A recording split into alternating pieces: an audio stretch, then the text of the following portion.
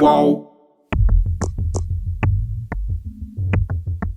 Um ano antes da eleição presidencial de 2018, a família Bolsonaro já fazia planos e dava ordens, preparando tudo para a disputa. E os funcionários obedeciam, como o policial Fabrício Queiroz. Em dezembro de 2017, o Queiroz, por exemplo, se preocupou com os funcionários fantasmas da família Bolsonaro. Chegou a mandar mensagens para um deles dizendo que tinha uma espécie de operação pente fino nos assessores do gabinete do capitão e dos filhos dele. Parecia que o então candidato Jair Bolsonaro sabia dos pontos sensíveis que podiam atingir ele e a família. É como se eles estivessem estudando um jeito de fazer uma maquiagem no passado. O trabalho do Queiroz naquele dezembro de 2017 foi quase um presságio do que ia acontecer depois. Em dezembro de 2018, o Queiroz passou de um homem forte nos bastidores para ser catapultado ao centro de um escândalo de corrupção por causa da família Bolsonaro. E ele mesmo desabafou sobre essa mudança de status para o SBT naquela época. Imagine, eu amigo do presidente, amigo do deputado, eu era o homem, meu WhatsApp, só coisas bonitas, aí vem, de uma hora para outra, apareceu na mídia meu nome, vários repórteres atrás de mim. No mesmo dia tinha repórter da Veja na porta da minha casa, pessoal de moto, e piores ainda, que lá eu sou muito conhecido, eu sou uma pessoa conhecida e querida. Pessoas estranhas. Cara, vê que, meu irmão, não é repórter, tem pessoas estranhas atrás de você. Então eu me refugiei, não queria dar entrevista, que eu não tenho que dar entrevista, eu tenho que dar declarações ao MP, esclarecer ao MP. Como está esse mundo atrás de mim, parecendo que eu sou fugitivo, eu não queria virar o amo com essa coisa chata que está em cima de mim. Mas como eu estava contando para você, o Queiroz tinha uma tarefa de tentar conter os inconvenientes para a família Bolsonaro. E o próprio Queiroz alertava sobre o que era para fazer quando alguém falasse com ele no celular ou enviasse uma mensagem no WhatsApp. Todas as pessoas que eu falo, eu sempre falo, meu irmão, apaga, escreveu, apaga. Eu sei com quem eu conversei esse assunto aí. Mas por mais que se tentasse, não dava para deletar tudo, nem sumir com o passado. A história completa desse áudio do Queiroz e das mensagens em 2017 eu vou contar para você daqui a pouco. Eu sou Juliana Dalpiva e nesse terceiro episódio do podcast UOL Investiga a Vida Secreta de Jair, vou contar para você como era esse amigo do presidente. Você vai ouvir o Queiroz e a família dele falando detalhes da relação deles com o Bolsonaro. Tudo isso com direito a briga de família e fogo no parquinho por causa da investigação das rachadinhas. Também vou contar para você sobre o Anjo, o homem de confiança da família Bolsonaro que escondeu a identidade dele e também o Queiroz por mais de um ano. Fica comigo que a história é pesada, mas tem até cerveja. A pior coisa nisso aí foi a traição. Pô, rapaz, pergunta pra tua mãe o comprovante que ela deu pro teu pai. 01, o Jair não vai deixar. Meu irmão, apaga, escreveu, apaga. Pra gente começar na mesma página, eu vou fazer um breve resumo do que eu já te contei até aqui. No primeiro episódio, eu falei pra você sobre como um relatório que identificou uma movimentação milionária do Queiroz caiu como uma bomba no Brasil e na família Bolsonaro. Tudo isso porque os valores eram incompatíveis com o salário dele e tinha vários depósitos de assessores do Flávio pro Queiroz. Isso sugeria a existência de um esquema ilegal de devolução dos salários no gabinete do filho do presidente. No segundo episódio, eu te contei sobre a Cristina, a segunda mulher do Bolsonaro, e como o escândalo sobre o Queiroz fez com que todo o envolvimento dela com o caso das rachadinhas também viesse à tona. Ao mesmo tempo que essas informações todas começaram a surgir, o Queiroz sumiu. Eu já contei para você que em dezembro de 2018 o Queiroz tinha sido convocado para depor no Ministério Público 4 vezes. Mas ele não apareceu. O Queiroz foi para São Paulo fazer uns exames e descobriu um câncer. Só que o clima de cobranças por explicações sobre aquele dinheiro todo na conta dele só crescia. E o mais perto que ele fez de tentar explicar algo foi numa entrevista para o SBT. Eu sou um cara de negócios. Eu faço dinheiro, assim, compro, revendo, compro carro, revendo carro. Eu sempre fui assim, Sempre. Eu gosto muito de comprar carro em seguradora. Na minha época lá atrás, comprava um carrinho, mandava arrumar, vendia. Tem segurança, tem umas seguranças. O Queiroz deu essa entrevista para tentar acalmar aquele ambiente tenso ao redor dele e da família Bolsonaro. Mas o que ele disse gerou mais perguntas do que respostas, porque essas negociações de carros não tinham registro nenhum. O suspense aumentou quando ele e os familiares saíram do Rio de Janeiro e sumiram. Ninguém sabia onde eles andavam. E a situação piorou dias depois, quando uma filha do Queiroz postou nas redes sociais um vídeo do pai dançando no hospital em pleno Réveillon. Uma semana depois do Queiroz falar com o SBT, a emissora também foi escolhida pelo presidente Jair Bolsonaro para a primeira entrevista dele. De terno e gravata, o agora presidente da República recebeu os jornalistas no Palácio da Alvorada. Ele parecia calmo, receptivo e foi respondendo as perguntas sobre a reforma da Previdência, o decreto para ampliar a posse de armas, o futuro do Bolsa Família e várias outras coisas. Mas ele teve também que falar do Fabrício Queiroz. Ele responde pelos seus atos. Eu não tenho nada a ver com essa história. Eu o conheço desde 1984. Foi meu soldado na Brigada Paraquedista. Depois foi trabalhar no gabinete do meu filho, deputado estadual. Sempre gozou de toda a confiança minha. E mais de uma vez já havia emprestado dinheiro para ele. Eu já emprestei para alguns outros funcionários também. Eu dou essa liberdade e não vejo nada demais nisso aí. Não cobro juros, nada. Ele falou que vendia carros. Eu sei que ele fazia rolo. Agora, quem vai ter que responder é ele, tá? E ele continua gozando da sua confiança? Até que ele prove o contrário, eu não pretendo conversar com ele. Peço a Deus que salve a tua vida e que ele dê as devidas explicações aí ao Ministério Público lá do Rio de Janeiro. Agora, a gente nota claramente, a potencialização em cima dele e do meu filho foi para me atingir. Você viu que o presidente disse que sabia que o Queiroz fazia rolos? Mas que rolos eram esses? Ele não explicou. E o Bolsonaro também disse que o assessor tinha toda a confiança dele, certo? E essa confiança veio por uma amizade que era sobretudo pública e muito íntima. Era comum, por exemplo, ver o Queiroz curtindo uma folga com o presidente em Mambucaba, na Vila Histórica de Angra dos Reis. É o mesmo lugar para onde o Bolsonaro viajava com a família e a Cristina, a ex-mulher dele, de quem a gente falou lá no segundo episódio. O Queiroz e o presidente gostavam de pescar juntos e foram fotografados várias vezes nesses momentos.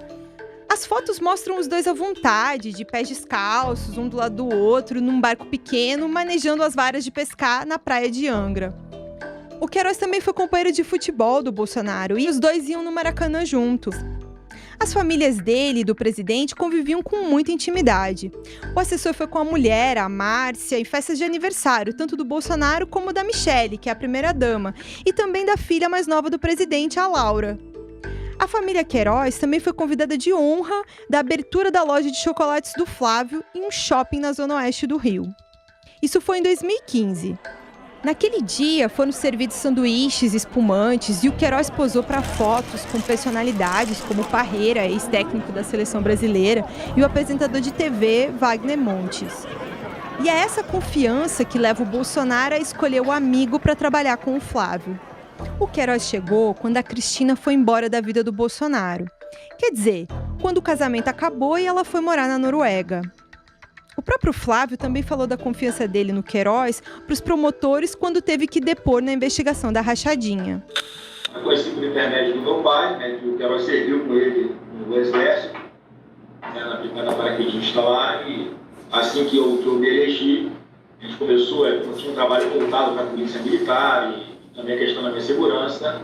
Meu pai me apresentou o Queiroz e ele veio trabalhar conosco. Essas características dele de ser policial militar, uma pessoa bem relacionada, é igual a referência, né, para mim, não tem igual a referência do que uma indicação do meu próprio pai, preocupado, né, com o trabalho do filho e com a segurança do filho.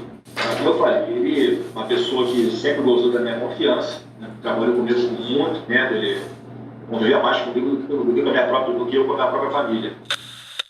Antes de trabalhar com o Flávio, Queiroz servia na Polícia Militar do Rio. Ele trabalhava no 18º Batalhão, na região de Jacarepaguá e na Cidade de Deus, que fica também na Zona Oeste. Nessa época, o Queiroz se aproximou do tenente Adriano Nóbrega. Antes de eu continuar, vou chamar minha colega Gabi Pessoa para explicar quem é esse tenente. João Adriano Nóbrega foi um capitão do BOPE e serviu com o Queiroz na Polícia Militar do Rio de Janeiro. Em 2014, ele foi expulso da corporação por envolvimento em crimes do jogo do bicho. Desde 2018, o Ministério Público passou a investigar o Adriano e apontou ele como o líder do Escritório do Crime, uma milícia que fica na comunidade de Rio das Pedras, na zona oeste do Rio. Integrantes dessa milícia, inclusive o próprio Adriano, foram acusados de assassinatos e outros crimes de extorsão na comunidade.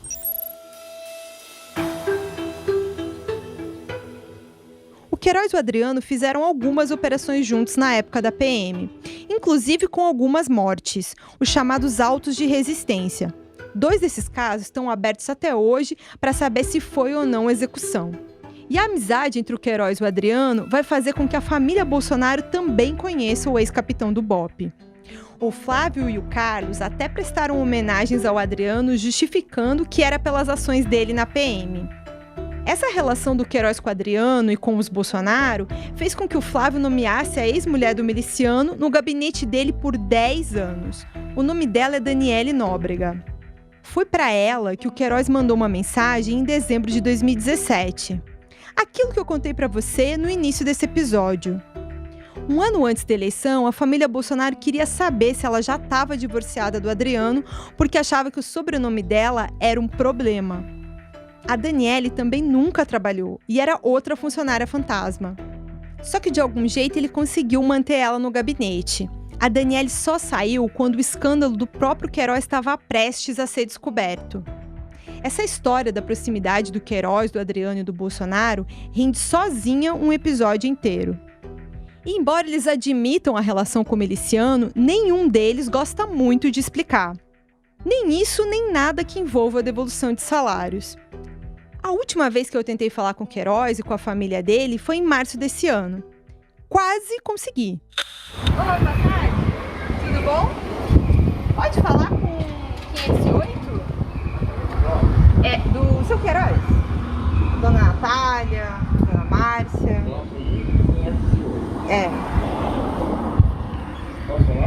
É Juliana. Eu tô aqui com a Juliana. Ela queria falar com a Dona Natália, ou enfim, Dona Márcia. Natália. Oi? Ah, tá. Para ela guardar aqui que tá descendo, não é isso? Tudo bem. É o que é? Você vai entregar alguma coisa? Não, não vim entregar não. Eu queria fazer um pedido de entrevista pra ela. Juliana. Juliana, quer fazer um pedido de entrevista? Então, dispensa. O que ela falou? Ela não pode? Pode deixar um recado pra ela, alguma coisa? Você tem um bilhete aí? Alguma... Eu passo um bilhete.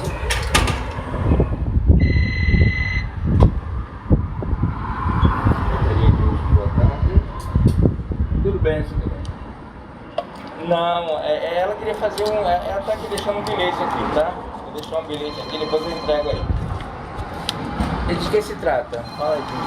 Eu sou jornalista, eu queria fazer... Enfim, eu queria deixar um pedido de entrevista. Isso. É jornalista, entendeu? Tá bom? Valeu. Tá bom.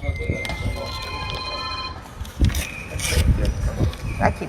Obrigada. É seu nome? Tá. Deixei meu nome, deixei meu telefone, tá? Edilson, daqui a pouco eu entrego lá. Tá bom, obrigada, tá? Tchau. Procurar o Queiroz é uma espécie de fardo que eu carrego desde 2018. E claro que eu não fui a única. Até porque, desde que o escândalo veio à tona, as perguntas sobre ele só se acumularam. Agora a gente até sabe onde ele mora, mas nem sempre foi assim. O próprio Bolsonaro já viveu alguns episódios de cobrança sobre o amigo. Um deles ficou conhecido e mostra a falta de paciência do presidente com o tema. Um sábado, 5 de outubro de 2019, o presidente resolveu dar uma volta de moto na pista interna do Palácio da Alvorada. Você deve saber, é a residência oficial. Não sei bem como é isso para um presidente, mas ele parecia estar de folga. O Bolsonaro estava usando um calção cinza, uma camisa amarela da seleção brasileira e vestia um colete à prova de balas da cor creme. Nesse dia, o presidente também estava de capacete. Ainda em cima da moto, ele fez uma paradinha bem em frente ao portão, perto daquele famoso cercadinho onde ficava a imprensa. Tava cheio de gente no local e um ciclista que estava ali no portão, de frente para vários seguranças, gritou pro presidente a pergunta que irrita o Bolsonaro, mas que todo mundo queria saber. E o Queiroz? Bom, o Queiroz não estava na casa da mãe do ciclista. Eu já contei para você que ele estava tratando um câncer em São Paulo, mas essa informação era um pouco vaga e a gente que é da imprensa tinha obrigação de checar, até para saber se era verdade.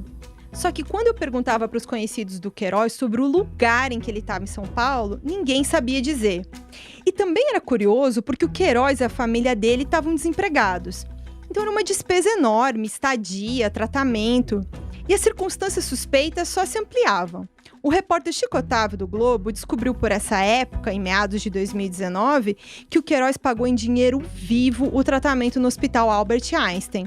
Quase R$170 mil em espécie. E dinheiro vivo não dá nem para rastrear de onde veio. Aos poucos, começaram a surgir algumas pistas de onde o Queiroz se escondia. A primeira história que me contaram é que de vez em quando ele ia no Rio para ver o filho dele jogar futebol numa cidade da região dos Lagos que chama Saquarema. O filho mais novo dele realmente jogava futebol num clube de um deputado aliado do Bolsonaro. Em agosto de 2019, eu cheguei a passar um sábado inteiro naquele estádio para ver se o Queiroz aparecia. Ele não deu as caras e o filho dele ainda ficou no banco de reservas. Outra versão que me contaram era que o Queiroz estava mesmo em São Paulo, mas não em qualquer lugar. Quem contava essa narrativa dizia que o Queiroz estava escondido num local indicado pelo Frederic Vassef, o advogado do presidente do Flávio. Antes de eu continuar, vou chamar a Gabi Pessoa para a gente lembrar direitinho quem é o Vassef. O Vassef é um advogado da família Bolsonaro. Como a gente contou no primeiro episódio, ele foi o cara que venceu a queda de braço entre os advogados que trabalhavam com a família em dezembro de 2018, para assumir o caso do Flávio. A estratégia da defesa era dizer que o relatório que mostrou a movimentação milionária do Queiroz tinha sido ilegal. Com isso, ele trancaria a investigação. Anular essa prova era uma obsessão, uma tese que o Vassef defendia a todo custo. Como a Gabi disse, o Vassef era advogado da família e se tornou bem próximo do presidente Jair Bolsonaro já há alguns anos. Em 2017, ele se apresentou como um advogado em off. O site Intercept divulgou uma gravação dele falando sobre isso. Sou advogado criminalista desde 92, eu ajudo o Bolsonaro há alguns anos aí, sou parceiro dele e advogado em off. Lembra que eu já expliquei? O off the record é quando o jornalista guarda o sigilo da fonte da informação. No caso de um advogado, eu não sei bem o que isso quer dizer. Na ocasião do áudio que você ouviu, o Vassef estava contando de quando escolheu um advogado para defender o Bolsonaro num processo no Supremo Tribunal Federal. O Vassef chegou a chamar o Bolsonaro de parceiro, o que é um pouco estranho. Faz uns 2 meses eu perguntei para o Vassef como foi que ele conheceu o presidente, mas o advogado ficou um pouco irritado com a pergunta. O senhor conheceu o presidente por volta de 2014, quando o senhor estava fazendo tratamento de câncer, né? E aí, enfim, o presidente... Não tem nada disso. Nada disso. Eu não quero me manifestar com a palavra presidente, porque eu sei como vai ser desvirtuada a matéria. A nossa entrevista hoje é pautada no quê? Flávio, a minha atuação, Supremo, próximos passos... O senhor não quer responder essa pergunta? Tudo bem, é só o senhor dizer que o senhor não quer responder. Não, eu não estou dizendo que eu não quero responder. Essa história é pública e todo mundo sabe. Desde 2014 eu conheço Jair e toda a família e desde então sempre eu atuei como advogado, consultor jurídico em todas as causas que você imaginar ou não. Sempre foi assim. Quando me contaram a história de que o Vassef estava escondendo o Queiroz, eu confesso que eu duvidei muito. Primeiro porque eu sabia que alguns colegas da imprensa tinham feito uma campana na frente da casa dele para tentar flagrar alguma coisa. E mais de um tentou e não conseguiu. O Vassef até reclamava disso.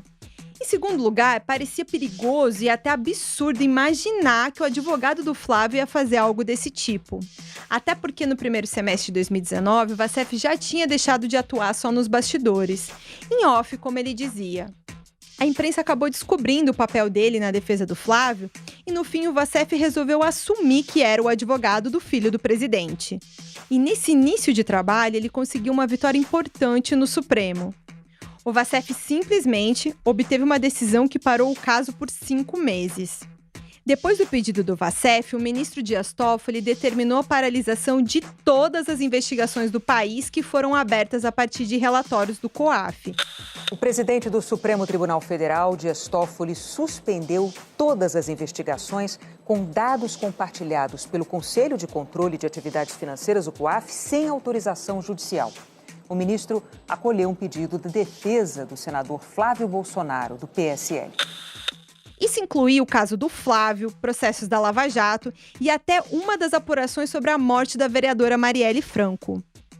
O COAF era o Conselho de Controle de Atividades Financeiras e ele faz uma análise de movimentação financeira atípica. Isso acontece quando você faz alguma coisa fora do comum na sua conta. Por exemplo, quando você recebe um depósito de um valor muito alto de uma única vez. Ou então quando você faz vários saques iguais e em sequência.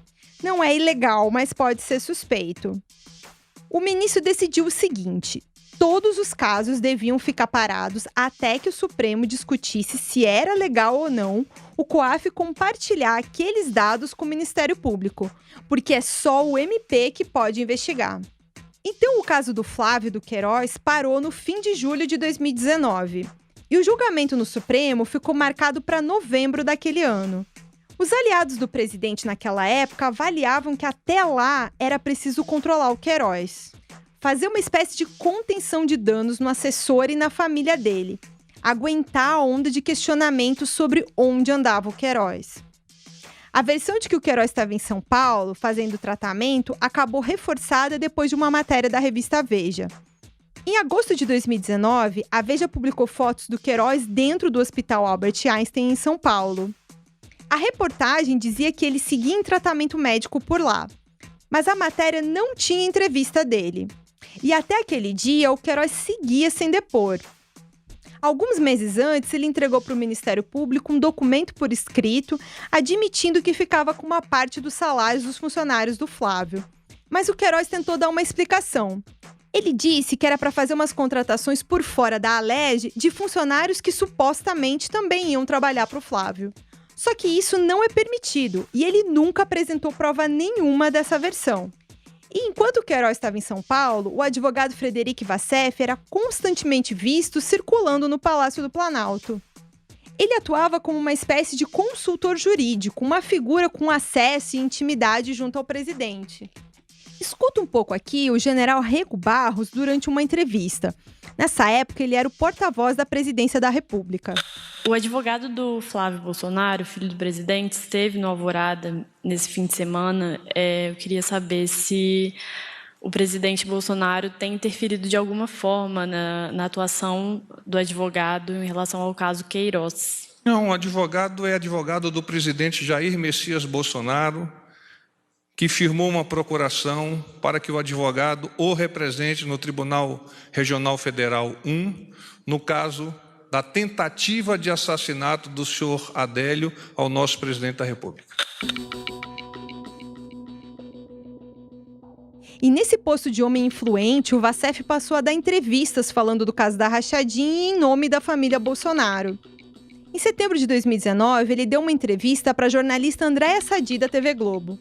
Ela também questionou o advogado sobre o sumiço do Fabrício Queiroz. Doutor Fred, o senhor vai negar, claro, mas o senhor hoje é um dos homens fortes do presidente Bolsonaro.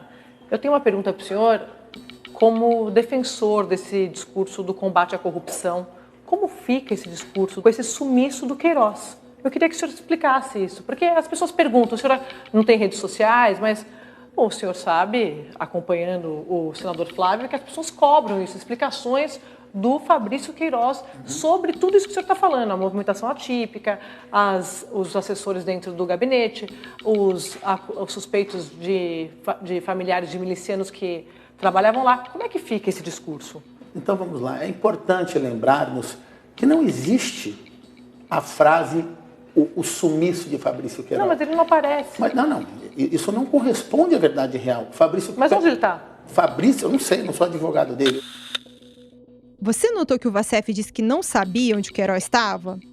E ele passou a repetir a mesma coisa que ele disse para Andréa Sadi sempre que era questionado sobre o assunto. até para os nossos colunistas aqui do UOL, como o Thales Faria.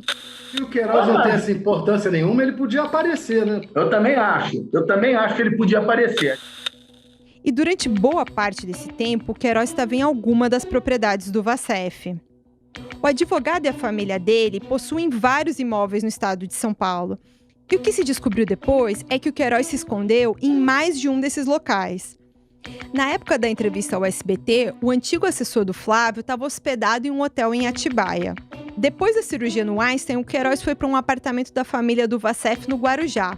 Ele ficou por lá até fevereiro de 2019. Ele também teve algumas vezes na capital paulista. E depois, em junho daquele ano, o Queiroz foi para Atibaia de novo. Quando ele voltou para aquela cidade, o Queiroz passou a ficar numa outra casa do Vacef. Na frente tinha uma placa que dizia que o local era um escritório de advocacia. E foi lá que ele ficou a maior parte do tempo. Durante esse período em São Paulo, de vez em quando o Queiroz dava umas escapadas para o Rio.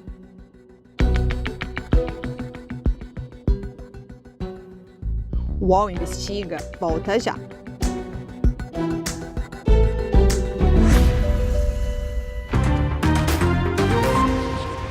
O podcast UOL News traz para você as principais notícias do dia. Aqui a gente fala de política, esporte, entretenimento, de cidades, do mundo e de muitos outros assuntos. É aquilo que mais importa e de um jeito rápido, para encaixar na sua rotina. O podcast UOL News traz um resumo do programa completo, que você acompanha também em vídeo no YouTube e no UOL, para você saber aquilo que precisa e também ouvir a opinião do nosso time de colunistas, no seu tocador preferido de podcast ou assistente de voz.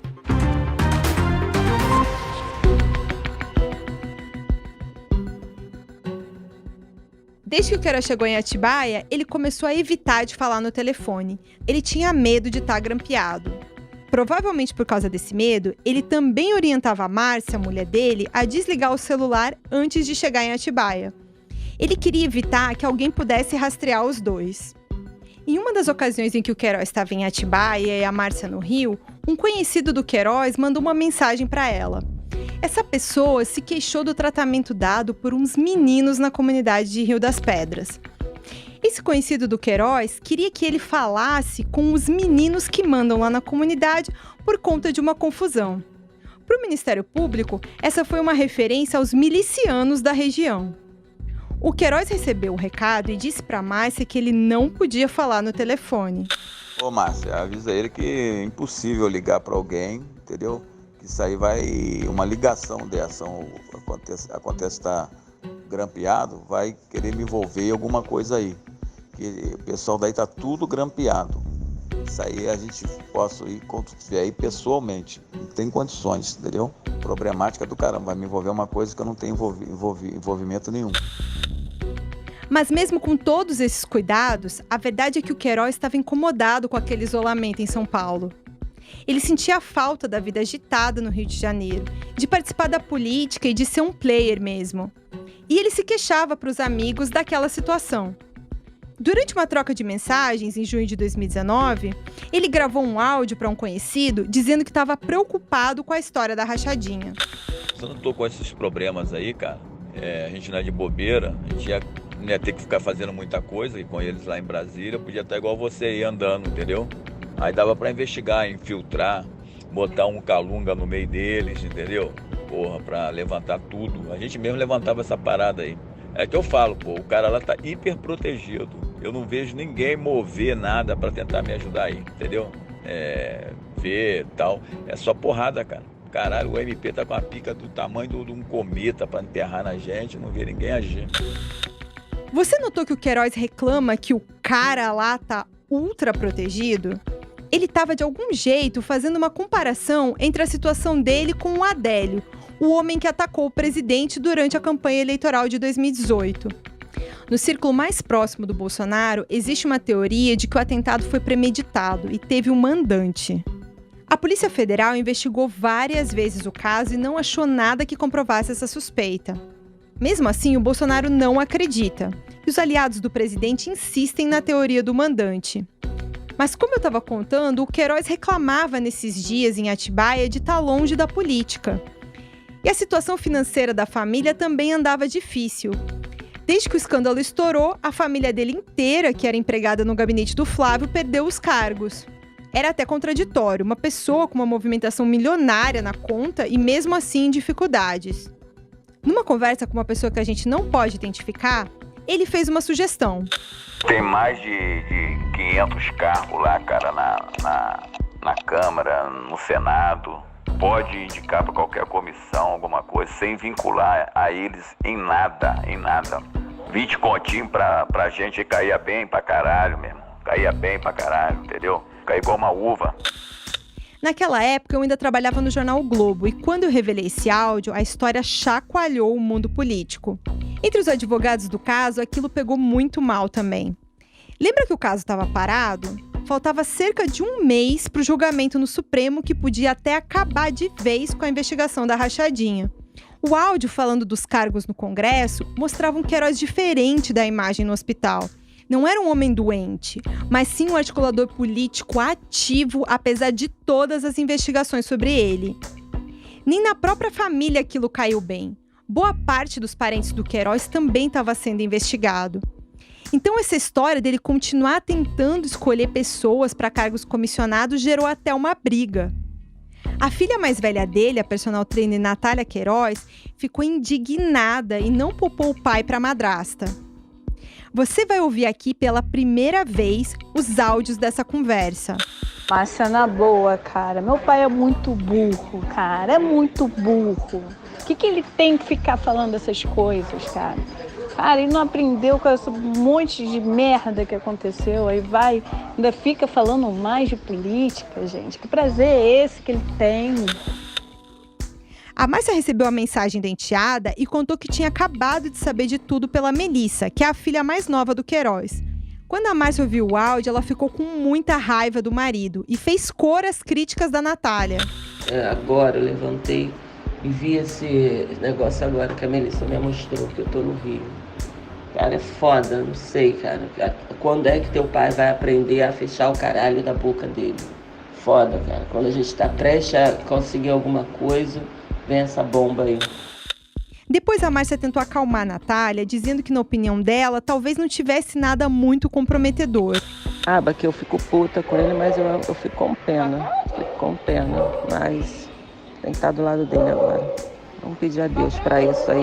Apesar que não tem nada assim comprometendo ele falando de nada, de nenhum deputado. Mas já perceberam que ele tem acesso com outros deputados também, né? Enfim, Natália, foda, cara, foda. Só que a filha do Queiroz seguia muito irritada e não poupou o pai. Mas eu vou te falar, de coração, eu não consigo mais ter pena do meu pai, porque ele não aprende. Meu pai é burro. Ele não ouve, ele não faz as coisas que tem que fazer, ele continua falando de política, ele continua se achando o cara da política. Então, assim, parece que ele gosta de estar no holofote, de estar no site, de aparecer. Não é possível, isso não é normal. Não consigo ter pena mais. Antes eu tinha, agora não consigo, porque isso daí, toda hora que eu vejo ele falando de política, é ele falando negócio de vaga, eu não sei mais o que era. No aniversário dele foi isso, quando eu encontro com ele toda vez é isso. Então ele não sossega, parece que não aprendeu, tomou uma porrada dessa e não aprendeu e continua fazendo a mesma coisa. Cara, eu fico com vergonha. Eu imagino as pessoas vendo isso. A Natália não aceitava o comportamento do pai. Para ela, o pai não tinha aprendido nada com a pressão que a família estava enfrentando.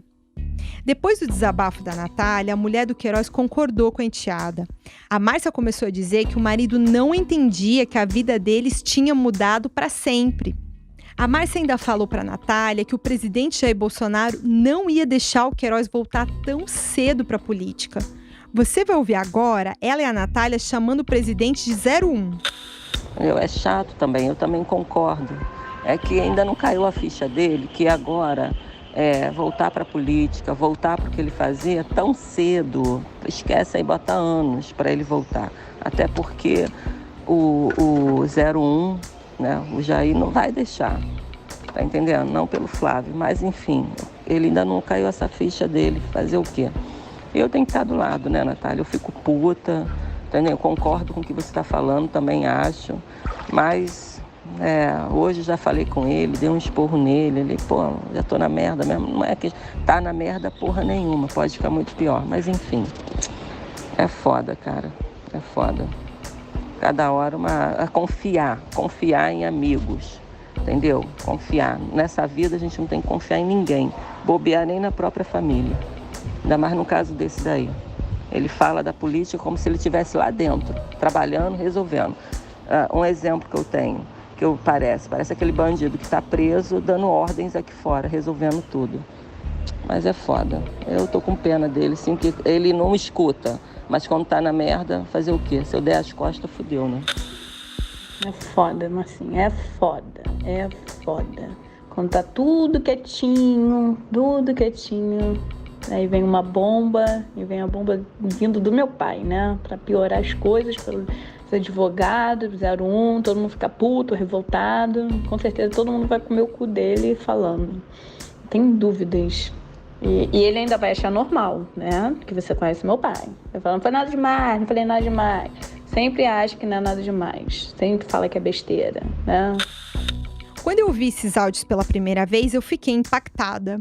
Primeiro pela intimidade com que elas se referem ao presidente, chamando ele de Jair. Mas também fiquei um pouco intrigada ao ouvir a Márcia comparando o Queiroz com um preso que dava ordens do lado de fora. Nessa conversa, a Márcia também confessou para a Natália que já estava rezando desde outubro de 2018. E foi mais ou menos nessa época que vazou o tal relatório sobre a movimentação milionária do Queiroz. Mas enfim, pedi a Deus aí pra... Eu tô acendendo as minhas velas, fui pagar minha promessa. Aí ano passado eu acendi vela do começo de outubro até dezembro. E agora eu tô acendendo também, acaba uma, acende outra de 7 dias, até dia 21 de novembro. E pedir a Deus aí pra... Esse negócio, qualquer coisa é motivo pra falar, né? Vamos ver, né? Vamos ver. No dia em que o áudio do Queiroz falando dos 500 cargos foi divulgado, ele estava em Atibaia. Para tentar acalmar a mulher e as filhas, o Queiroz mandou uma mensagem dizendo que foi traído. Vamos escutar. É muito chato isso, Márcia. Tu falou tudo, é a traição. A pior coisa nisso aí foi a traição. E todas as pessoas que eu falo, eu sempre falo, meu irmão, apaga, escreveu, apaga.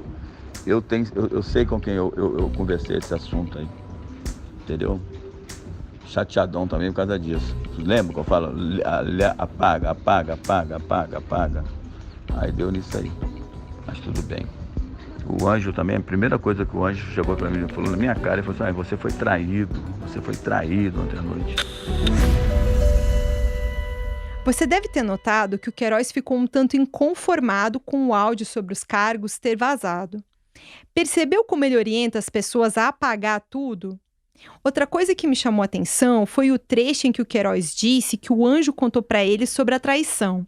O Queiroz chegou a contar que o anjo falou isso na cara dele. No início desse episódio, eu disse que eu ia explicar para você a história do anjo. E se você chegou até aqui e acompanhou o noticiário do ano passado, talvez você já saiba quem é ele. Anjo era o codinome do Vacef entre os parentes do Queiroz. Toda vez que eles precisavam falar no celular algo sobre o advogado, no lugar de escrever ou falar Dr. Fred ou Vacef, eles diziam Anjo. Só que nesse ambiente de pressão, nem sempre a família do Queiroz tomava todos os cuidados que ele próprio mandava ter.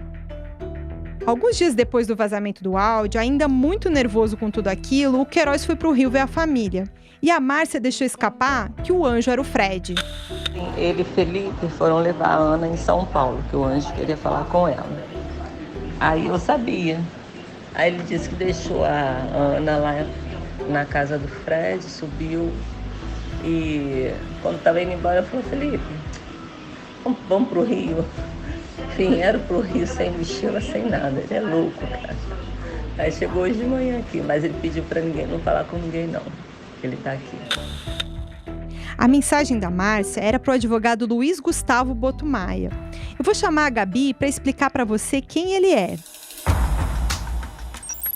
Bom, o Luiz Gustavo Botumaia já tinha representado o Flávio Bolsonaro em algumas ações eleitorais, mas nessa época ele trabalhava como uma espécie de mensageiro do Queiroz. O Botumaia também se encontrou com vários assessores investigados no caso das rachadinhas e chegou até a instruir um deles a fraudar o ponto da Alerj para não mostrar que era um funcionário fantasma. O Gustavo, como eles chamavam, ouviu os desabafos da Márcia ao longo de 2019 e também acompanhou ela em algumas viagens. Eu já vou te contar sobre isso. Agora eu quero falar para você um pouco mais sobre a Márcia, a mulher do Queiroz. É ela quem deixou mais claro o clima tenso vivido pela família. Depois da confusão sobre o áudio do Queiroz, eles viveram dias de expectativas pelo julgamento do COAF no Supremo. O julgamento começou no dia 20 de novembro e não demorou para a família do Queiroz entender que o plano do Vacef não ia dar certo. Com essa compreensão, o desespero bateu forte. 6 dias depois, a Márcia desabafou com uma amiga e disse que não queria mais que o Queiroz ficasse em São Paulo. Um pedaço desse áudio foi noticiado pelo jornal O Estado de São Paulo no ano passado, mas agora você escuta ele na íntegra pela primeira vez. Só que eu também não tô aguentando, tá entendendo? Eu não tô aguentando, eu tô muito preocupada com ele. E a minha saúde também tá abalada, tá entendendo? E a gente não pode mais viver sendo marionete do anjo. Ah, você tem que ficar aqui. Então essa família esquece, cara. Deixa a gente viver a nossa vida. Qual o problema? Vão matar? Ninguém vai matar ninguém. Se tivesse que matar, já tinha pego um filho meu aqui. Você tá entendendo? A gente não vai aparecer, então deixa a gente viver a nossa vida aqui com a nossa família. Todo mundo tá vivendo a sua vida com seus filhos, com a sua família, só a gente que tá separado. Isso tá acabando comigo, você tá entendendo? Tá acabando com a minha saúde, tá acabando com o meu emocional. Eu sei que tá acabando com o dele também, porque uma coisa é a gente tá com problema na justiça e a gente não sabe quando se vai resolver. Outra coisa é você tá com problema na justiça, filhos longe da gente, as filhas dele são problemáticas, ele precisa estar perto, você tá entendendo? Então isso tá acabando, sabe? Eu fico muito preocupada com a saúde dele. Daqui a pouco, perdeu um tempo, ficou longe de casa, longe da família, aparece essa doença de novo, mais grave, e aí? O que resolveu? Tá entendendo? Eu ando assim, abalada. A Márcia falou de um jeito que demonstrava que o Queiroz estava sendo obrigado a ficar em São Paulo. Não era exatamente um desejo dele. E esse desabafo que ela fez, perguntando se podiam matar alguém da família dela, é até assustador. A Márcia parecia realmente não aguentar mais aquela situação. E ela se queixou para a amiga que as outras pessoas envolvidas na história seguiam com suas vidas apesar da investigação. A Márcia falou até em pessoas que mudaram de estado por trabalho. Pareceu uma referência à família do Bolsonaro, que foi para Brasília. A mulher do Queiroz contou para a amiga que o plano do Vacef é levar toda a família deles para morar em São Paulo. Mas a Márcia não queria isso de jeito nenhum. Isso daí não tem pé e nem cabeça. Afinal de contas, a gente está foragido, a gente está com prisão decretada depois dessa decisão, se for positiva ou negativa. Porque, poxa, eu tô vendo que todo mundo tá vivendo a sua vida, né? Alguns se mudaram para outro estado porque é trabalho. Agora a gente não. A gente tá há 1 ano nessa luta aí. Então nós somos foragidos para viver fugindo e tá em outro lugar. Não é possível isso, entendeu? Pá, bota isso para eles. Pode falar até que é minha palavra mesmo. Quero saber o fundamento disso. Eu não vou sair do Rio para morar em São Paulo e deixar minha filha, deixar meu filho, tá entendendo? E também a minha preocupação é Queiroz. Como é que ele vai ficar aí? Entendeu? A nossa vida é aqui. Então, para mim, isso daí não a não ser que a gente fosse foragido. O julgamento do Supremo decidiu que era legal sim o compartilhamento de dados do COAF. Por isso, a investigação da rachadinha do Flávio e do Queiroz voltou a tramitar. A esperança do Vacef, do Flávio e da família do Queiroz era que o caso fosse arquivado, o que não aconteceu. Então a ideia do advogado de fazer com que toda a família do Queiroz mudasse para São Paulo voltou a ser discutida. Ao mesmo tempo, o Queiroz pediu para a Márcia que ela encontrasse o advogado Luiz Gustavo Botumaia. O Queiroz queria que o Gustavo fizesse uns contatos para ele. A Márcia também ficou de procurar alguns aliados do Queiroz. A primeira pessoa que ela procurou foi uma mulher chamada Raimunda Veras Magalhães Nóbrega. Vou pedir para a Gabi Pessoa contar quem é ela. A Raimunda, também conhecida como Vera, é a mãe do ex-capitão Adriano. É aquele cara que a gente falou no começo do episódio, o amigo do Queiroz do BOPE. Bom, a Raimunda também foi nomeada no gabinete do Flávio na Assembleia e foi funcionária fantasma por 2 anos, entre 2016 e 2018. Ela aparece no relatório citada ali entre os funcionários fantasmas que devolviam parte do seu salário para o Queiroz. A família do Queiroz e do Adriano se conhecia tinha bastante tempo. E a Vera e a Márcia eram amigas. Tanto que a mãe do Adriano chegou a convidar o casal Queiroz para ir a Minas Gerais para uma visita. A cidade que a minha irmã mora chama-se Astolfo Dutra, tá? É antes de Cataguases, entra para a esquerda e pega direto, sai aqui. Mas eu te dou direitinho as coordenadas, tá? Quando você quiser vir, você vai me avisar. A casa já tá arrumada, tá às ordens. Quando chegar aqui, a gente faz churrasquinho pra gente, tá bom? Vem sim que eu tô com saudade de vocês, tá? Nas mensagens da Vera, da Márcia e do Queiroz, a gente fica com a impressão de que a Vera também estava em Astolfo Dutra para fugir da investigação da rachadinha. Quando o Supremo estava finalizando o julgamento do COAF, o Queiroz chegou a mandar uma mensagem para a Márcia avisando que a Vera podia voltar para o Rio.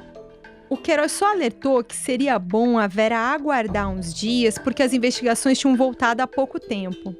Mas como eu estava falando antes, o Queiroz pediu nessa época, depois do julgamento, para Márcia e o Gustavo fazerem alguns contatos para ele.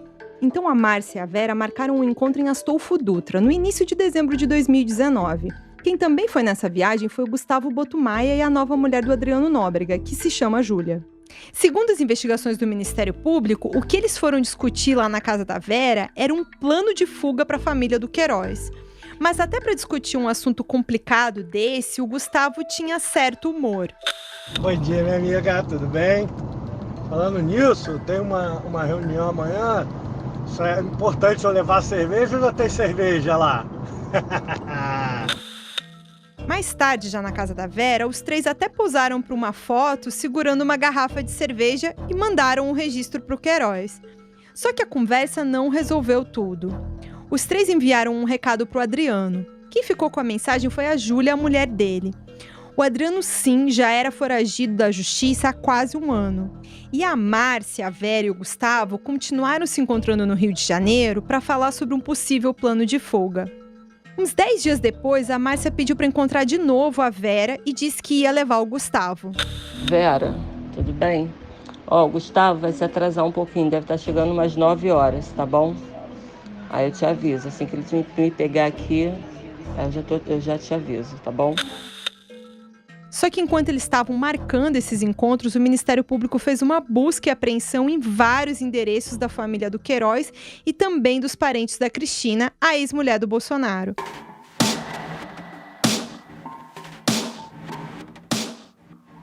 A operação pegou todo mundo de surpresa e acabou com os planos do Queiroz.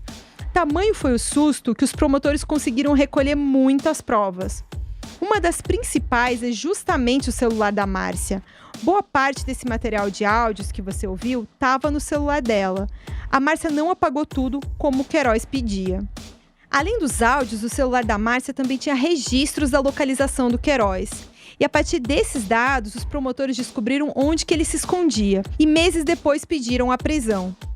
Nem o Queiroz ou a família Bolsonaro imaginava, mas naquele momento o Ministério Público já tinha muitas provas sobre o esquema todo.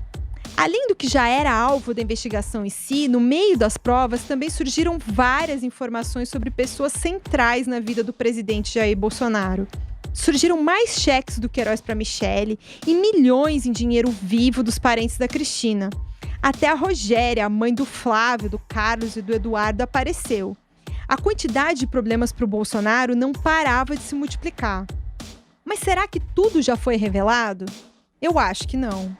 No próximo episódio, eu vou mostrar para você mais gravações inéditas. Tem uma pessoa que garante que sabe muito mais do que já se descobriu. E sabe coisas que ameaçam o Bolsonaro. Parece que o passado voltou para assombrar o futuro do presidente.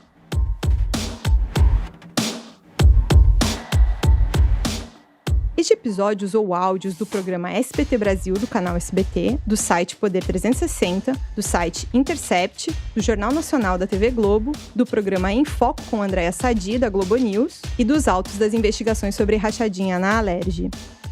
O UOL Investiga a Vida Secreta de Jair é apresentado por mim, Juliana Dalpiva, e pela jornalista Gabriela Sá Pessoa. A reportagem, pesquisa e roteiro foram feitos por mim, Juliana Dalpiva, e também tiveram o trabalho da Amanda Rossi e da Gabriela Sá Pessoa. A edição de áudio é do João Pedro Pinheiro. A coordenação foi da Juliana Carpanês, do Flávio Costa e do Marco Sérgio Silva. O projeto também contou com Alexandre Gimenez e Antoine Morel, gerentes de conteúdo, e Murilo Garavello, diretor de conteúdo do UOL. Agradecimentos a Cláudia Coates.